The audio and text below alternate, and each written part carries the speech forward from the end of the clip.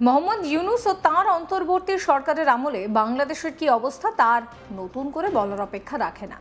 সময় যত এগিয়েছে ততই ওই দেশে দৌরাত্ম্য বেড়েছে মৌলবাদীদের। ওই দেশে মৌলবাদী নেতা ও অন্তর্বর্তী সরকারের অনেকের তরফেই ভারতের উদ্দেশ্যে নানা মন্তব্য ধেয়ে আসছে। অন্যদিকে আবার এই সময়টা পাকিস্তানের সঙ্গে মাখো মাখো সম্পর্ক তৈরি হয়েছে বাংলাদেশের। উভয় দেশের শীর্ষস্থানীয়দের কাছাকাছি আসতে দেখা গিয়েছে। বলতে গেলে পাকিস্তান প্রীতি বেড়েছে বর্তমানের বাংলাদেশের। এই অবস্থায় নতুন করে চাঞ্চল্যকর খবর সামনে আসছে। 4 দিনের শুভেচ্ছা সফরে বাংলাদেশে পৌঁছেছে পাকিস্তান নৌবাহিনীর জাহাজ পিএনএস সাইফ। শনিবার সেটি চট্টগ্রাম বন্দরে পৌঁছালে কমান্ডার চট্টগ্রাম নৌ অঞ্চলের পক্ষ থেকে চিফ স্টাফ অফিসার জাহাজের কর্মকর্তা এবং নাগরিকদের স্বাগত জানান।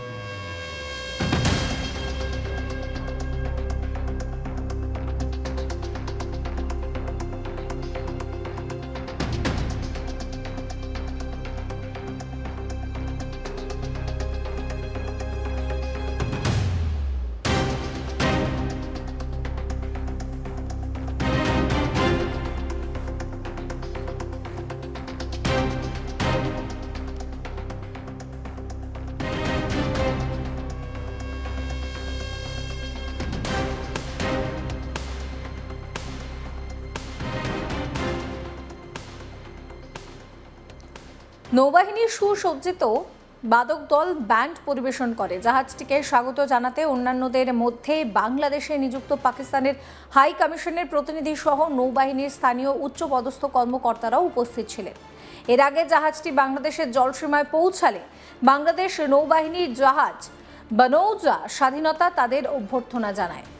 বাংলাদেশে অবস্থানকালে জাহাজটির অধিনায়ক এবং অন্যান্য কর্মকর্তা সহ একটি প্রতিনিধি দল কমান্ডার চট্টগ্রাম নৌ অঞ্চলের commander BN fleet, area superintendent ডকইয়ার্ডের সঙ্গে সৌজন্য সাক্ষাৎকার করবে।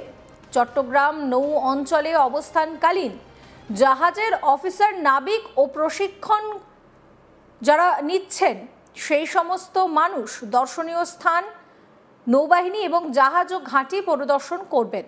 এছাড়াও বাংলাদেশ নৌবাহিনীর আধিকারিক ও নাবিকরাও পাকিস্তানের জাহাজটি পরিদর্শন করবেন।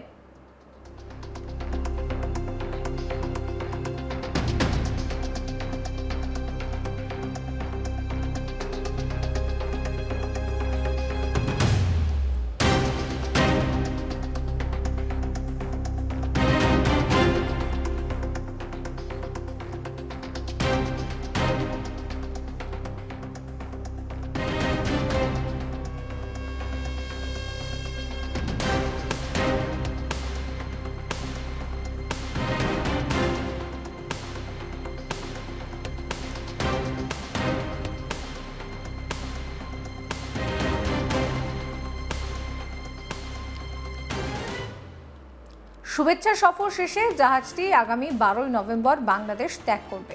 এদিকে পাকিস্তান নৌবাহিনীর জাহাজ বাংলাদেশে যেতেই নতুন করে চর্চা শুরু হয়েছে বিভিন্ন মহলে। প্রকাশ্যে এটিকে শুভেচ্ছা সফর বলা হলেও এর নেপথ্যে বিশেষ কোনো প্ল্যান রয়েছে কিনা তা নিয়েও প্রশ্ন উঠতে শুরু করেছে। প্রসঙ্গত কিছুদিন আগে ঢাকায় পাকিস্তানের জয়েন্ট চিফস অফ স্টাফ কমিটির চেয়ারম্যান জেনারেল শাহিদ শামশাদ মির্জার সঙ্গে বৈঠক করেছিলেন মোহাম্মদ ইউনূস। জানা যায় দুদেশের মধ্যে কূটনৈতিক ও বাণিজ্যিক সম্পর্ক আরও শক্তিশালী করার লক্ষ্যে পাকিস্তান সেনাবাহিনীর কর্তাদের এই সফর। ঢাকায় রাষ্ট্রীয় অতিথি ভবন যমুনায় এর সাক্ষাৎকার হয়। সূত্রের খবর, বাংলাদেশ ও পাকিস্তানের দ্বিপাক্ষিক সম্পর্কের বিভিন্ন বিষয় নিয়ে আলোচনা হয়। আপনাদেরকে সেই বৈঠকের ছবিও দেখাবো, দেখুন।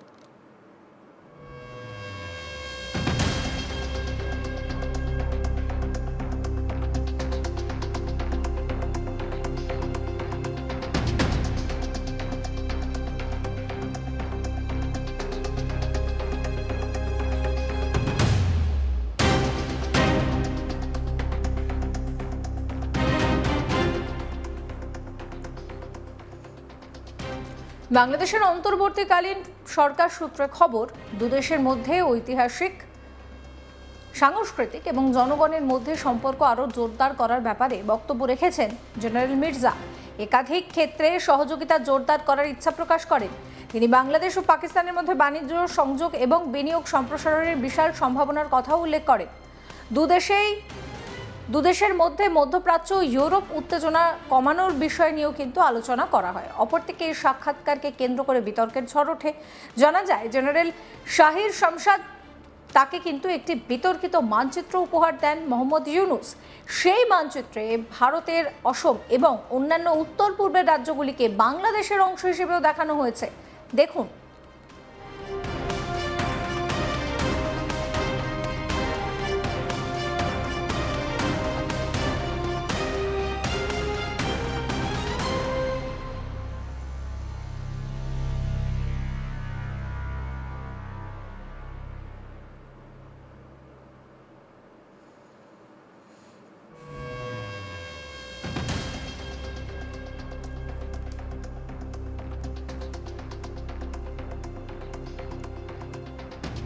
এই বৈঠকের পর ইউনূস এক্স হ্যান্ডেলে একটি পোস্ট করেন, যেখানে দেখা যায় তিনি পাক জেনারেলকে উপহার দিচ্ছেন। সেই উপহারের মধ্যে ছিল আর্ট অফ ট্রায়াম্ফ নামের একটি বই।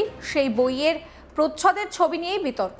প্রচ্ছদে বাংলাদেশের একটি ম্যাপ দেখানো হয়েছে, যেখানে ভারতের উত্তর পূর্বের 7টি রাজ্যকে বাংলাদেশের অংশ হিসেবে দেখানো হয়েছে। উল্লেখ্য, ইউনূসের মুখে ভারতের উত্তর পূর্ব রাজ্যগুলির কথাই প্রথম নয়। বিগত কয়েক মাস ধরেই নোবেলজয়ী নেতা বিভিন্ন জায়গায় যখন সফর করেছেন, বারবার এই 7 সিস্টার্সের কথা তিনি বলেছেন। চীন সফরের সময় ইউনূস বলেছিলেন যে ভারতের উত্তর পূর্বের রাজ্যগুলি স্থলবেষ্টিত। এই 7 সিস্টার্স নিয়ে মোহাম্মদ ইউনূস কি বলেছিলেন শোনাবো। And also the 7 states of India, which is on the eastern part of Bangladesh. There are 7 states who don't have any access to the ocean. So these are landlocked countries and landlocked region. So we don't have to. The Bay of Bengal is right there. We all share Bay of Bengal, so that you can access the rest of the world, and we mutually benefit. Because you have to go through Bangladesh, you can invest in Bangladesh. Bangladeshis can invest in your territory, and anybody. That's what the whole idea of the SAARC.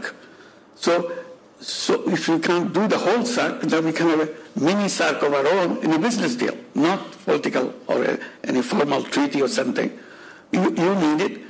Nepal has to access ocean because all these goods and services coming back and forth need the access to the ocean. And in the process, all of us benefit from that. So I said we think about the regional economy. এই video সম্পর্কে আপনাদের মতামত জানাবেন। সমস্ত খবরের আপডেটের জন্য চ্যানেলটিকে সাবস্ক্রাইব করবেন, নোটিফিকেশন পেতে বেল আইকনে ক্লিক করবেন, ফলো করতে ভুলবেন না আজ তাক বাংলার হোয়াটসঅ্যাপ চ্যানেলও।